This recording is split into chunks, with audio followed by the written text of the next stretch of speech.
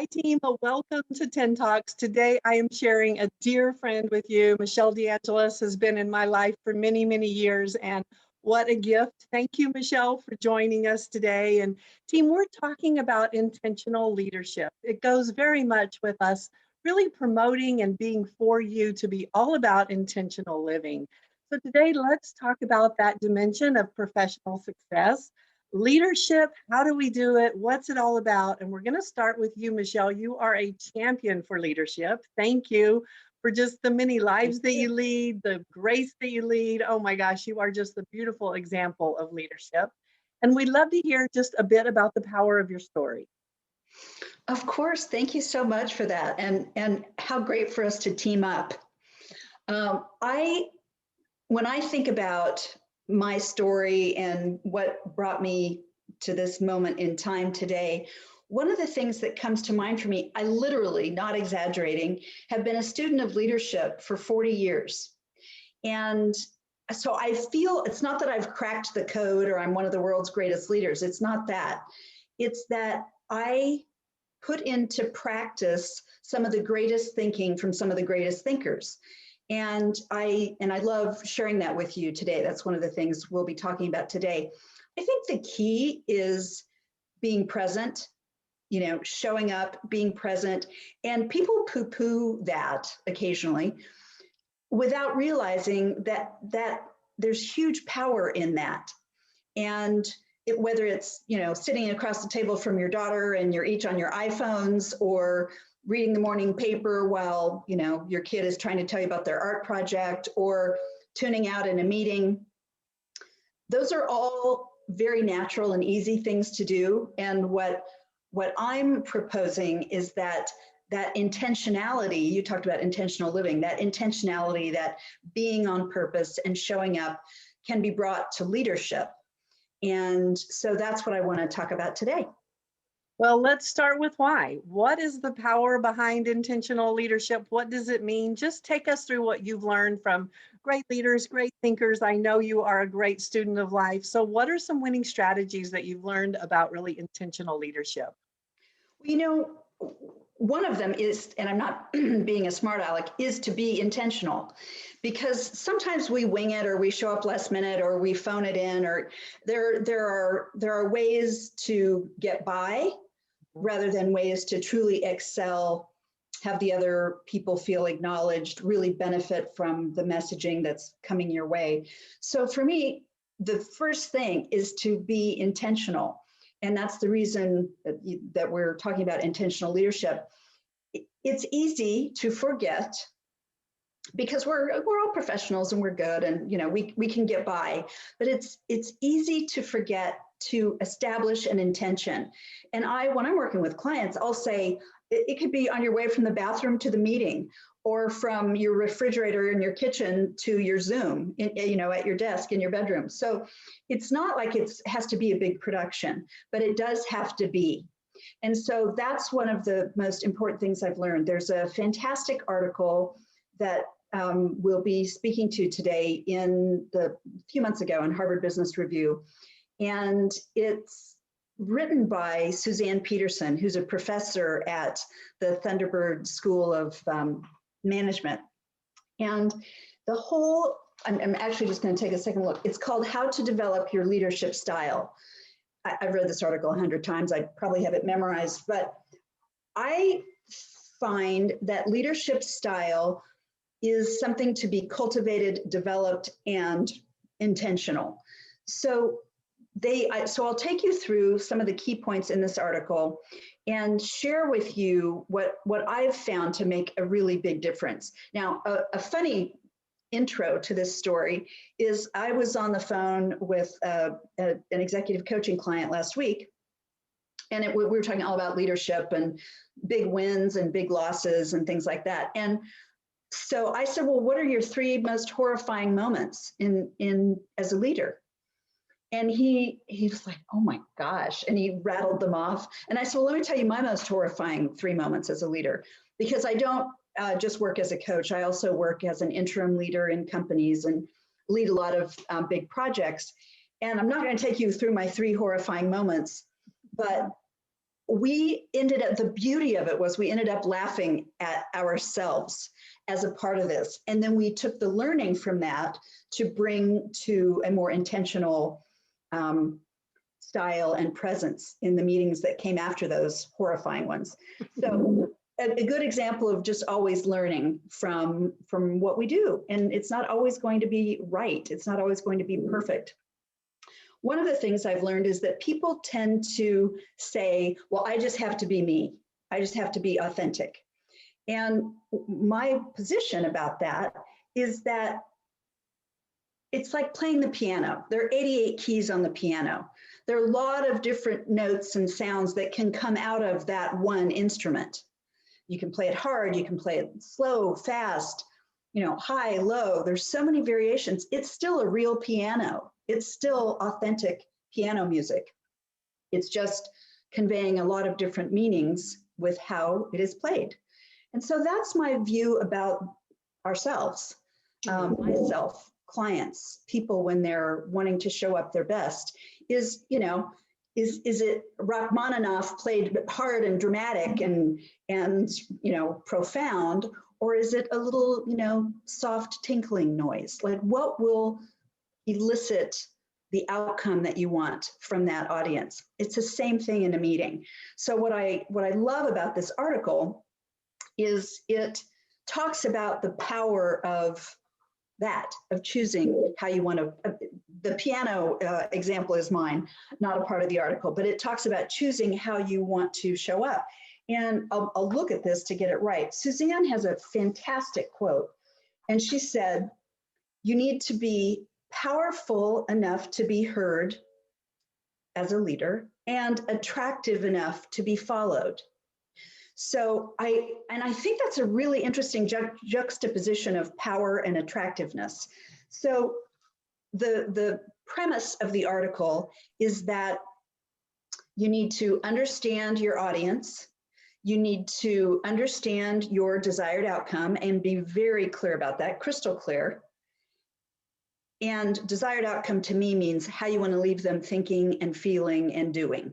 So it's harder than it sounds. Some people say purpose of the meeting. No, to me, it's like what happens when the meeting's done. And then the third, so know your audience, know your desired outcome. And then the third thing is understand how you need to show up in your style to get that outcome. So that's what we mean by intentional leadership. And Michelle, as I listen to you on that, it's just beautiful the way we bring in our authentic self with alignment to those three things. So aligning kind of what song am I playing today? How am I going to show up from the piano using the piano analogy? And so team, that's what I want you to hear as you start to think about you and your leadership style. And just being intentional means to be present, to be on purpose, be, based on your desired outcome. How do you want to show up? So Michelle, as we set that groundwork for intentional leadership, let's talk about the different leadership styles, because I can show up as a leader, my authentic self, different every time based on whatever desired outcome I'm going for. So, how do we really learn our styles, understand what they are, and make sure that we're continuing to develop them versus just saying, this is it, kind of, you got one of me, this is all we're getting. Right, love it. And of course, you and I could do a 28-part series on all of the leadership styles, and we would have fun doing that. What I loved about this article by Dr. Patterson is that it allows for, it's almost like flexing different muscles at different times to achieve the different outcomes. So know the audience, know your outcome, and then know how you want to show up to achieve that. Exactly what you said. So what they've done is, and there's been a tremendous amount of research done on this, both quantitative and qualitative. And they decided to separate or differentiate styles into two descriptors. The first one is powerful, the second one is attractive. And people who are perceived as powerful, and it's not like one is good and one is bad. They just are. They're just right. Those are the power of team, right? They're just teaming up for a great result. Exactly. And speaking of team, the most successful is a blended style. So they're not advocating that you go in and be all powerful or all attractive. You'll see in a bit that they've broken this up into very specific behaviors. So powerful people are often viewed as very confident, a little more extroverted, more declarative statements than questions, things like that. And attractive people are viewed as welcoming. They tend to narrow the distance, the metaphoric distance between the audience and them. They tend to be warm. They bring people in, use more questions, tend to have more open body language. And interestingly, people who are viewed often as powerful can think that the attractive is a weakness. And people who are often more attractive than powerful can think the powerful people are annoying braggarts, and brash.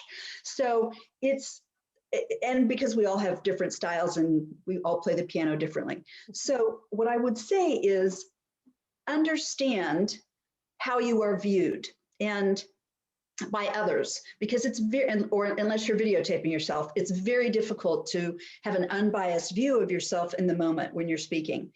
I have a client who actually asked her boss, she evaluated herself on the markers that we'll show you in just a moment. And then she asked her boss to evaluate her, knowing that when she's with him, it's usually a more powerful position that she's taking. And there are times that's good and times that maybe that could be improved. But she learned so much from how, and he's a supporter, so he was a truth teller from his perspective. He's on her support team. So team, I hope you're hearing that, right? Like we want to bring that team in to really help us learn how are we coming across, what's showing up, because as Michelle said, we're going to have one view of us and then other people are going to have another view, and we're going to bring this all into alignment. That's what that's our desired outcome as we talk about this. Absolutely. And so she learned a tremendous amount from that. So I recommend, first of all, evaluate yourself, pick a meeting, because we're different in different meetings, right? Different audiences, different outcomes. Excuse me. And for me, getting feedback is an important part of the process. So, so I highly recommend that. What is vital is that you go through these steps of, it could be, as I said, as you're walking to the meeting, or you can plan it out the day before, be very intentional about it. Who is this audience? How can I meet them where they are? It's not what I need to tell them. It's what they need to hear in order to arrive at, the desired outcome. So often powerful people can say too much or talk too much, or, because they're passionate about what they're talking about. And sometimes attractive people will be slow to speak up. So again, know the audience, how to meet them where they are. How do you want to leave them thinking and feeling and doing? And just what I love to do is play the movie in my mind. And I know you're a fan of that, Carlette. So I play the movie in my mind of me meeting my audience where they are, achieving my very clear desired outcome, and then showing up with the right style to elicit that response. So I'll talk a little bit about the markers, because they're very, very interesting. So there are, as I said, the two categories, powerful and attractive. The goal is a blended style that is authentic to you and meets your audience outcome, etc. So the first thing they do is they list status markers. And for the powerful, the status markers are more formal, non-deferential address, expanded personal space, taking up a lot of space, interruptions, talkovers, shifting topics abruptly, directive gestures, finger pointing or head shaking or things like that are conveying their thoughts about what someone else is saying. Very little note taking and inattentiveness. checking your phone, checking your watch, wandering, daydreaming. So those are the status markers of the powerful. And some of those things sound rude and embarrassing, and I would never advocate doing them. And yet, some people who go completely attractive need to tiptoe into that more powerful style. So the attractive markers, more informal, deferential, empathetic, displaying empathy, respectful of others' personal space, like mindful of how and where they're fitting into the group, respectful conversational turns, gradual topic shifts, to kind of bring the audience along with you rather than, whiplash with them. They're more polite, they take a lot of notes, and they are highly attentive and engaged. So I'm sure some of you listening can hear and find yourselves in those descriptions. That's just status markers. Where this gets really powerful is the behaviors, the nonverbal and the verbal behaviors. And just before I go to that, Carlette, anything you want to say about status markers and what we've covered so far? You're doing a beautiful job. And team, just know we're going to listen to this, then we're going to coach you up on really you understanding yours. And we're also going to talk about feedback, because that's what's so important here is Michelle is taking you through really understanding your perception of where you are on these. And then we're going to move into how to receive the feedback to blend these two and show up with the desired outcome of really that intentional leadership. Love it. Thank you. So the nonverbal, and again, I'm just going to go through the powerful and the attractive as a compare and contrast exercise. So the nonverbal, the person leans backward, creates more physical distance, makes eye contact when speaking, in a very direct way, averts their gaze when they're listening, because that's demonstrating their power, right, over the topic. The tendency to stare, very serious expressions, controlled movements, and talking while moving away. All powerful, nonverbal style markers. Attractive, leaning forward, physical closeness, eye contact when listening, averted gaze when speaking. It's interesting, it's the exact opposite. And visual learners often avert their gaze when they're speaking, having nothing to do with power or attractive, because they're seeing up here, they're seeing what they're talking about. So it's interesting that when you may feel very powerful and confident about something, you may actually avert your gaze when you're speaking. Just things to notice. Tendency to break eye contact, happy expressions, natural movements, and the body is square while talking instead of like moving away or turned. So those are all, you can tell from the description, they're all a bit warmer, narrowing the distance between the person. And then the last category, because I know this is a lot, but the verbal style. And I know that many of you will see yourselves here. So again, powerful first and then attractive. The powerful, longer talking, longer speech duration, faster, louder volume, more direct, declarative statements, fewer what they call non-fluencies, fewer ums, well, you knows, because they're powerful in their communication about it. They're on mission with that delivery. Yeah, absolutely. Intense words, technical jargon, careful pronunciation, very like exclusive language that's I oriented, a lot of I, me, my team, I did, things like that. And those people aren't necessarily trying to hog the spotlight. It's just their view of, their place in that setting, and a tendency for more humor. That's all the powerful verbal styles. The attractive, shorter speaking, slower, softer, more indirect, asking more questions rather than making declarative statements, more of the non-fluencies. Well, maybe this may not work, but a lot of hedging. And more relaxed pronunciation. They're not quite as interested in being precise.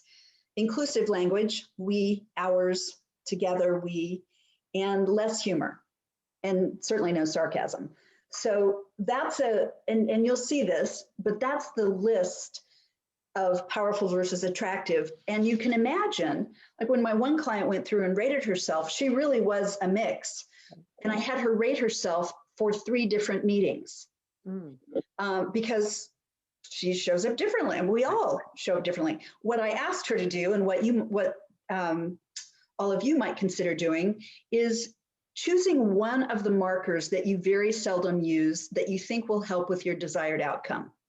So if instead of always being so polite and smiley and warm and all that, if it will convey more gravitas, more heft, more cred, then try showing up a little bit differently in that meeting for that outcome. So team, what's beautiful about this just coaching that we're getting to experience is that you have the power to really show up and achieve your desired outcome based on the skills that you have.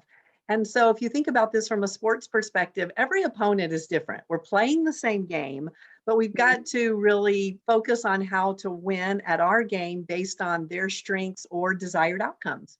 So it's a beautiful analogy, just bringing those two together in terms of really determining what your desired outcome is. What do I want to achieve in this exchange, this conversation, this meeting?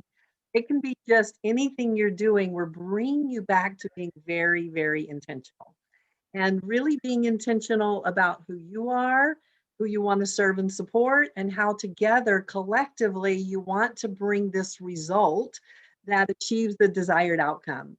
So we know what we want. We've gotten some new skills on how to do it. We think we're doing it. We've watched our film, as we would say, and we're like, I've nailed this. I want it. I've got it. Now we get some feedback. We get some feedback from either a coach or from our boss or from some, part of our support team. And it's really different than our perception of what we're all about. So Michelle, take us through just how to receive feedback, how that works, how to keep feedback into forward focus so that I receive it and I push myself into that learning versus defending myself or being discouraged about it. Thank you for that. It's, the best response to any feedback is thank you for the feedback. Exactly. and that sounds so easy, and boy, that is so hard. So that's Michelle, I'll just add to that. One of our winning strategies is all information is good information, right? So team, we're just going to give you a double whammy there in terms of thank you and all information is good information. That way I'm receiving everything and I'm staying open rather than closing down and starting to go into that defensive mode, or defending means pushback. So if I'm open, I'm receiving versus I'm defending, I'm pushing you away. So here we go. We've got you set up for feedback, gratitude. Thank you for the feedback. And number 2, all information is good information. Love it. Love it. I'm stealing that, by the way. That's great. Power of team. It's all yours, baby. So what I find, and what I'm guessing you will find, is that getting very specific behavioral, actionable feedback is hard. Some people may say, well, you're just, I don't know, you're not credible enough. You're not senior enough. You're not, you come across as young, even though you're very capable. I mean, so it's like global warming, it's like, what do I do with that?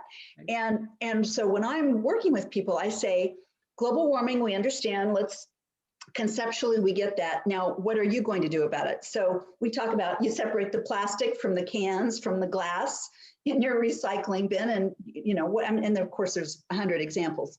So to get it behavioral and actionable is really the key. And it asks a lot of the person giving you the feedback.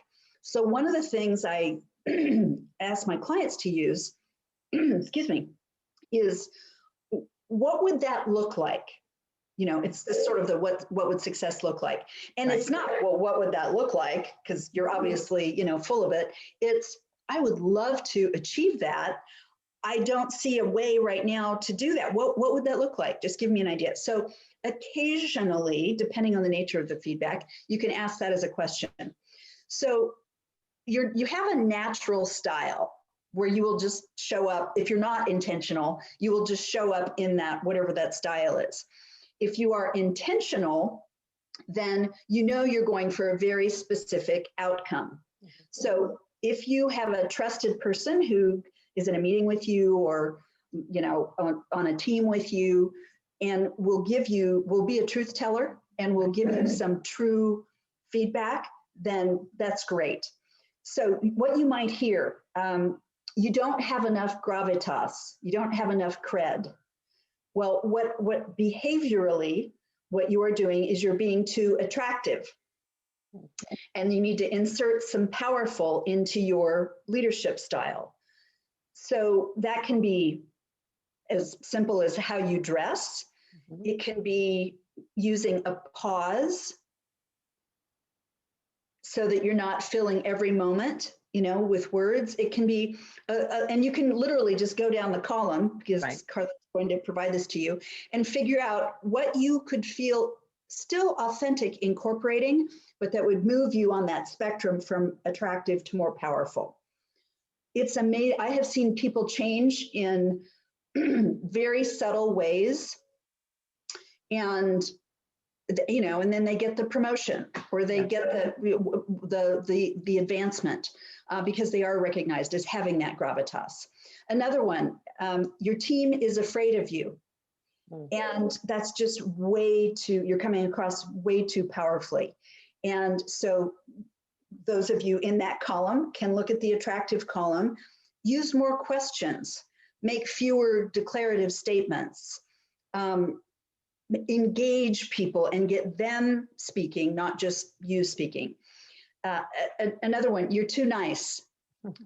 And I've worked with clients who, when I talk to their manager, their CEO, whoever it is, they'll say she's just too nice, or she's just too polite. Well, of course, that's her repertoire. Her natural style pulls a lot from the attractive column. And so she needs to take more from the powerful column, even just one or two things. I'm not talking about personality transplant. And really hold her position, hold her space, because you can be incredibly respectful, of course, and without being rude or anything, and also very firm in your stance. So those are just a few examples of decoding the feedback and turning it into a behavioral action that you can intentionally direct. So team, what you're getting to hear is the feedback is the what. And most importantly, once we've got the what, we want to know the how. So that how is really that action to change that moves us into forward focus, helps us to become who we want to be, helps us to really lead intentionally. So thank you, Michelle, for this great conversation all about intentional leadership. And so as we finish our conversation, what are some words of wisdom over your 25 years of really delivering great coaching and development for people to really become and discover their best? Words of wisdom. Be willing to be uncomfortable. Be incredibly brave in the moment. Bring your leadership courage. And I always remind myself what will be in service to others and what will make me proud of myself. So in my reel, I want to, if I'm watching that, that's how I want to feel. So team, it's your turn. You get to go out and live intentionally and be an intentional leader. We've coached you up. We've given you some new skills. And so most importantly, you and your life matter, honor you, be intentional about however you choose to invest your time, your energy, emotions, and be a champion for you and your well-being. Thank you very much, Michelle, for sharing this conversation with us. Go champion. Yeah. Go team, absolutely. Okay, team, it's up to you. Go out and be a champion for your well-being and win the week.